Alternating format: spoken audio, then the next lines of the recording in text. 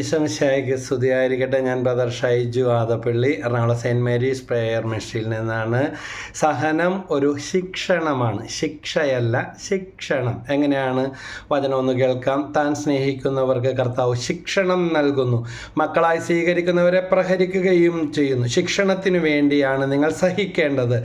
ദൈവം മക്കളോടെന്നതുപോലെ നിങ്ങളോട് പെരുമാറുന്നു. പിതാവിൻ്റെ ശിക്ഷണം ലഭിക്കാതിരുന്നാൽ നിങ്ങൾ മക്കളല്ല, ജാരസന്താനങ്ങൾ ാണ്. അപ്പോൾ നിങ്ങൾ യഥാർത്ഥ മക്കളും നിങ്ങളുടെ പിതാവുമായതുകൊണ്ടാണ് ജീവിതത്തിൽ ശിക്ഷണങ്ങൾ ഉണ്ടാവുന്നത്. ഇത് ലൗകികതയിൽ ജീവിക്കുന്നവർക്ക്, ലോകപ്രകാരം ജീവിക്കുന്നവർക്ക് മനസ്സിലാക്കാൻ സാധിക്കത്തില്ല.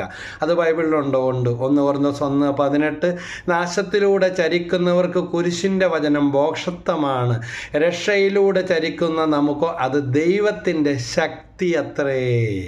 അപ്പോൾ ഈ ബോധ്യം നമുക്കുണ്ടാകട്ടെ. അമ്മേ.